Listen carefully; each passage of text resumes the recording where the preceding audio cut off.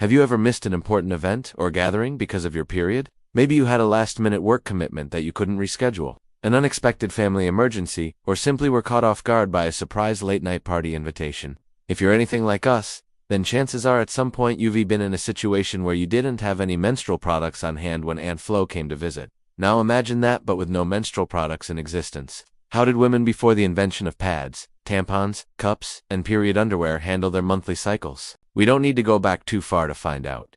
The ancient Romans were living over 2,000 years ago, yet they lived with the same biological realities that we do today. So how did they deal with periods without modern inventions? The answer might surprise you.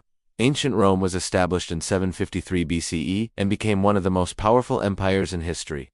Over the course of its nearly 3,000-year history, Rome experienced great prosperity and cultural achievement. But during this time period, women still had to deal with the inconvenience of their monthly cycles. The first written accounts of menstruation come from the ancient Sumerians around 1800 BCE. Menstruation was seen as a sign of fertility, and women used various herbs and other natural remedies to manage their symptoms. However, these practices varied widely across cultures and time periods. So what did women in ancient Rome do to take care of themselves while on their period?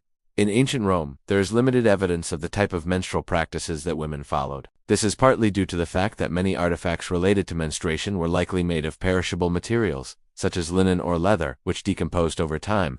However, we do have some clues from literary sources. One example is a passage from the Roman philosopher Pliny, the Elder's Naturalis Historia, written in the 1st century AD. Pliny discusses the use of a pessarium, a sponge-like device used to absorb menstrual blood. According to Pliny, the pessarium was made of either linen or hemp, and was inserted into the vagina using a wooden applicator. This source provides us with a glimpse into the types of materials and tools that women may have used for menstrual hygiene. Another source that gives insight into the practices of the time is the writings of the Roman poet Catullus. In one of his poems, Catullus describes his sister giving her handmaid a small gift, presumably for her assistance during her mistress's menstrual cycle. The poem mentions that the young woman will be able to purchase linen and frankincense with the money, implying that these items may have been used for menstrual hygiene. Archaeological findings have also shed light on the subject. For instance, a bronze mirror found in Pompeii contained a small compartment that could be used to hold a tampon-like menstrual device. These sources suggest that women in ancient Rome likely used a variety of methods for managing their periods, including linen or hemp pads, possibly tucked into the girdle or wrapped around the body, and sponge-like devices made from similar materials. It's also possible that women used a combination of these methods depending on their social class and personal preference. For wealthy women, more resources may have been available, allowing them to use more absorbent materials or hire servants to assist with their hygiene needs. In contrast, women of lower social classes may have relied on more readily available and affordable resources such as linen.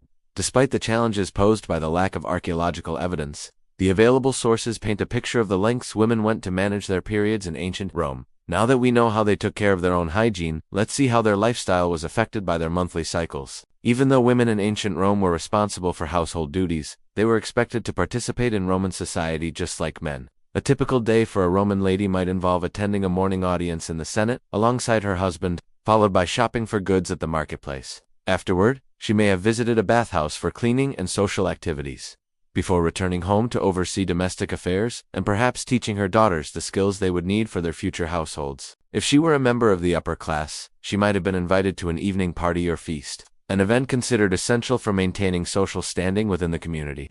Despite these daily activities, there's little evidence that menstruation disrupted the lives of ancient Roman women. This is supported by the fact that many archaeological sites related to women's activities such as shops, bathhouses, and public spaces show no signs of avoiding menstrual contamination. Moreover, inscriptions on stone benches found at public baths indicate that these spaces were shared by women of all ages, including those who were menstruating. Roman women's calendars, often displayed in homes, list festivals, markets, and other gatherings alongside the days of the month. Notably, no special significance is attributed to the days when a woman is menstruating, suggesting that their cycles didn't significantly impact their social lives. Instead, it seems that women were expected to carry on with their daily routines regardless of their menstrual status. Historians believe that this acceptance of women's menstrual cycles within Roman culture can be attributed to several factors. First, the widespread belief in the goddess Diana, the Roman equivalent of the Greek goddess Artemis, played a significant role. Both goddesses were associated with the moon and hunting, and were considered patrons of midwives. This connection gave women a sense of protection and normalized discussions about menstruation. Additionally, Roman literature often portrays female characters, including goddesses, as active participants in society. They are shown engaging in civic duty, business and leisure activities without being confined to the domestic sphere. This representation further contributed to the acceptance of women's roles and responsibilities outside the home, regardless of their menstrual status. Some historians argue that the absence of written laws specifically addressing menstruation in Roman society also played a part. This suggests that women were not legally restricted from public life during their cycles, unlike some other cultures at the time. Instead, it seems that Roman society allowed women to continue their normal activities while menstruating. Finally, the practicality of managing menstruation using available resources such as linen or sponge-like devices likely contributed to the normalization of menstrual cycles in Roman life. With these tools, women could maintain their social standing and obligations without significant disruption, further integrating their menstrual experiences into the fabric of everyday life. What about the women who were visiting the temple to pray to the gods? Was it forbidden for a woman to enter a sacred place while on her period? Ancient Rome was polytheistic, believing in a pantheon of gods and goddesses who controlled various aspects of human life. Religion played a central role in Roman society, influencing everything from daily activities to major civic events. The Romans built magnificent temples dedicated to their deities, which served as both places of worship and symbols of the empire's power and grandeur. However, the question remains, what was the stance of ancient Roman religion regarding menstruation and temple attendance? While there is no explicit evidence directly addressing whether women were prohibited from entering temples while menstruating, we can infer some insights from related customs and beliefs.